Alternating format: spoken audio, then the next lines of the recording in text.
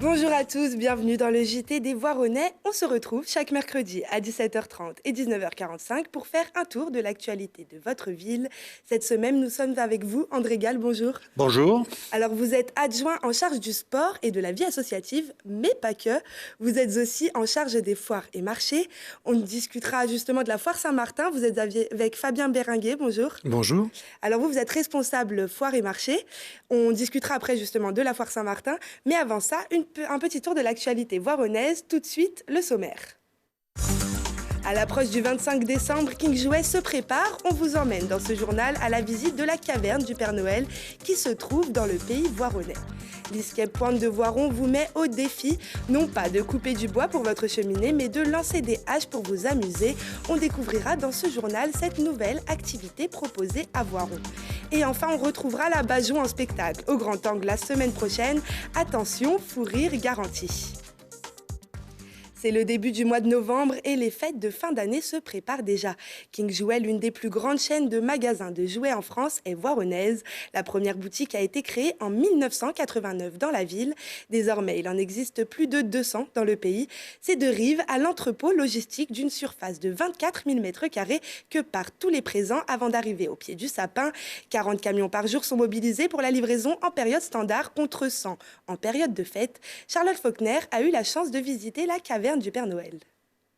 Cet entrepôt, c'est en quelque sorte le centre névralgique de King Jouet. C'est ici que sont alimentés les 250 magasins de la firme iséroise. Sur une surface équivalent à 4 stades des Alpes, 12 000 m³ de jouets sont stockés du sol au plafond. Et à l'approche des fêtes de fin d'année, tout est démultiplié. Vous avez la période qu'on appelle chez nous le permanent, qui va de janvier à septembre, sur laquelle vous avez 45 personnes qui travaillent sur la globalité de la plateforme logistique de King Jouet. Cet effectif, il est porté à 140 personnes sur la fin d'année, de façon à être en mesure effectivement de traiter l'ensemble des commandes, que ce soit des magasins ou encore une fois des particuliers. Vous avez une quarantaine de camions par jour. Cet effectif de volume de camions, il passe à une centaine de camions sur la fin d'année. Donc là aussi, on fait plus de 2 fois l'activité qu'on peut faire sur la période du permanent. Ça vous montre bien cette dynamique. L'entrepôt peut également gérer jusqu'à 7000 commandes Internet par jour à l'approche de Noël, une partie e-commerce dont le processus a été optimisé. Cette année, c'est sur la partie e-commerce qu'on a souhaité réaliser des investissements supplémentaires qui nous permettent, grâce à une chaîne mécanisée, d'optimiser la taille du colis, ce qui va être mis dans le colis autour du jouet pour gagner de la place, l'étiquetage du colis, bref, tout son cheminement à travers l'entrepôt logistique, depuis l'endroit où il est prélevé jusqu'à ce qu'il soit expédié directement jusqu'au client. Si King Jouet peut rivaliser avec les géants du web, c'est grâce à son contact avec la clientèle. Encore aujourd'hui, 4 jouets sur 5 sont achetés en magasin. Aujourd'hui, le consommateur, et hier déjà, a besoin de conseils sur le choix de ses jouets. Quand vous les interrogez, les consommateurs, un stress assez important, c'est celui de se tromper de jouets sur l'achat qu'ils vont faire pour offrir un cadeau à leur enfant à Noël. Donc il y a vraiment cette notion de stress, et quand vous vous retrouvez sur une plateforme e-commerce bourrée de références, si vous ne savez pas ce que vous venez chercher, c'est une réelle problématique. Vous risquez de prendre un jouet qui n'est pas le bon. Une période de fin d'année importante pour King Jouet. En seulement 3 mois, l'entreprise va réaliser 60% de son chiffre d'affaires annuel. Et cette année, les parents devraient dépenser 134 € en moyenne par enfant pour les cadeaux du 25 décembre. Autre idée de cadeau, une journée à la fabrique pour s'entraîner au lancer de hache. L'entreprise Escape Pointe de Voiron, qui proposait au départ plusieurs salles d'escape game, s'est ensuite élargie vers d'autres activités ludiques comme des jeux de réalité virtuelle et désormais du lancer de hache. Depuis le 11 septembre, c'est le seul endroit de la ville qui propose ce sport venu tout droit du Canada. Voici un petit cours pour ne pas rater votre cible.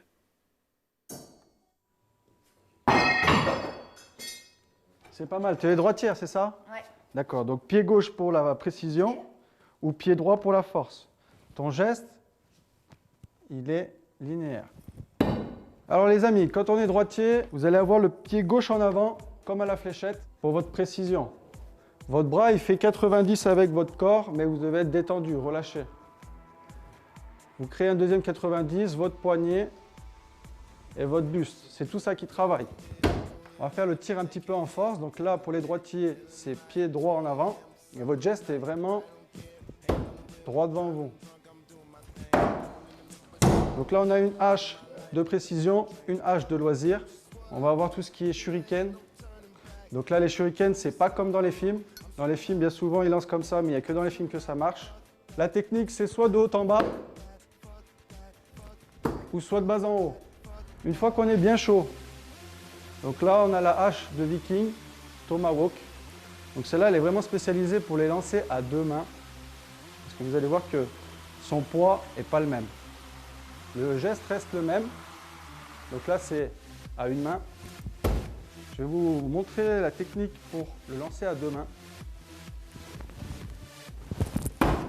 Votre geste est latéral, au-dessus de votre tête.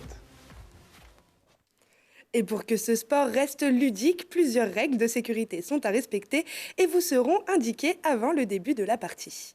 On finit la première partie de cette émission avec un petit mot de sport plus répandu en France. Les joueuses de Quentin Buffard ont du mal à remonter la pente. L'équipe 1 du PVBC s'est inclinée 60-53 face à Le Poinçonnet. Elle se place avant-dernière du classement de leur division. En rentrant de leur déplacement, le minibus des Voironnaises a par ailleurs heurté un sanglier sur l'autoroute à 130 km/h. Pas de blessés à déplorer, heureusement. Samedi, elles rencontreront Monaco à 20h au gymnase Henri Chautard, la MBA qui se trouve à la 4e place du tableau. Eux ne seront sûrement pas au gymnase Henri Chautard samedi soir car ils devront préparer la foire Saint-Martin. On retrouve tout de suite nos invités.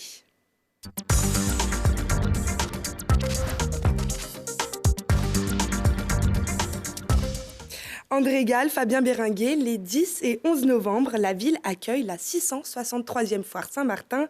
Quel est le programme ? Le programme est très alléchant, comme toutes les années.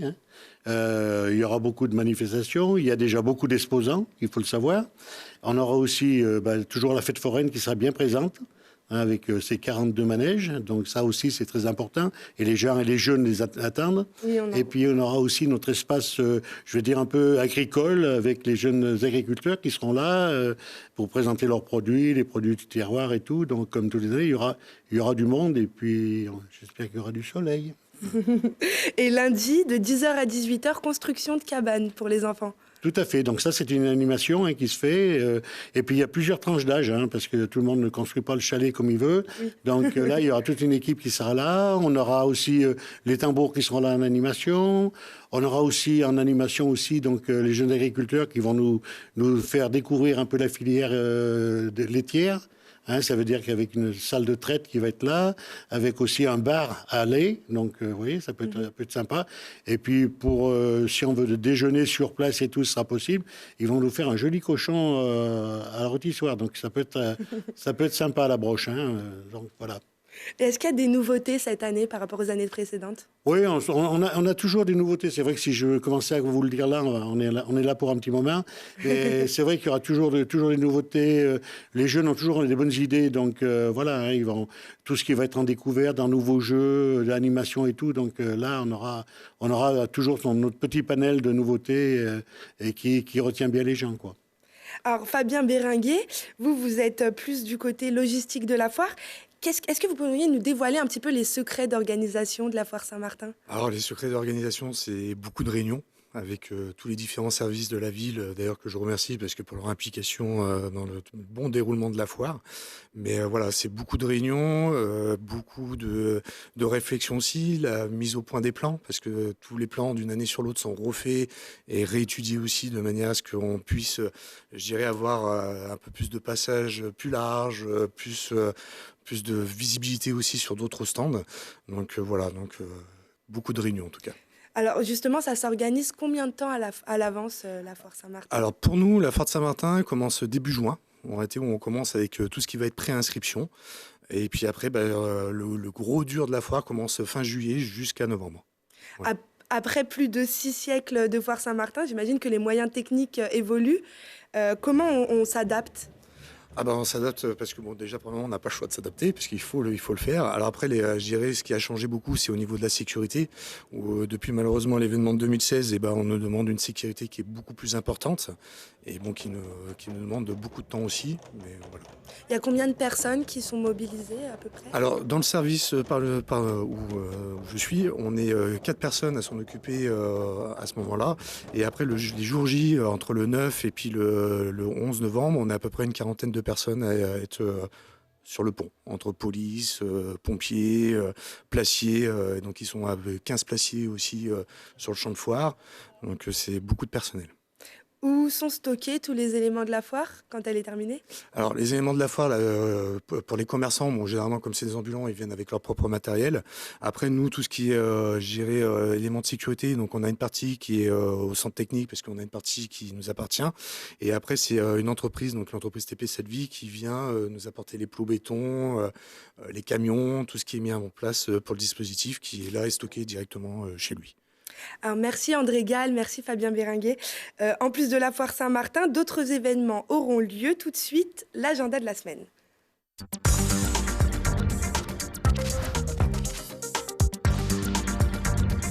Si vous aimez le dessin, le voyage et la musique, ce concert est fait pour vous. François Gaillard, Marie Bobin et Léna Pradel vous emmènent pour 1h15 d'itinérance à bord de leur spectacle. Ils tracent la route grâce à leurs notes et leurs pinceaux. Un spectacle qui rapproche à la fois du poète Jacques Kerouac, de l'écrivain et voyageur Sylvain Tesson, tout en rencontrant le navigateur Titouan Lamazou.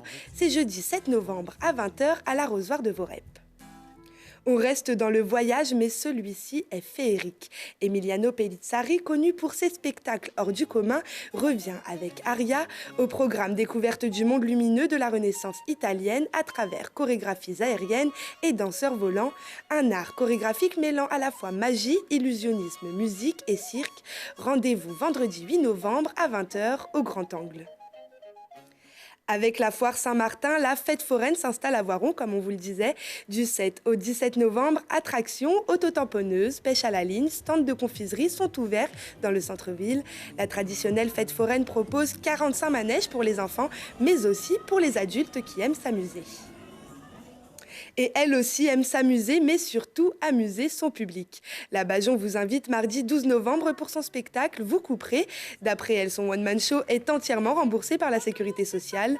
Sans filtre, elle fait part de son regard sur la société et surtout la politique actuelle avec beaucoup d'humour et encore plus de folie.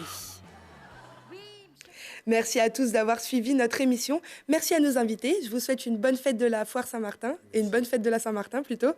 On se retrouve la semaine prochaine, mercredi prochain, pour un nouveau numéro du JT des Voironnais.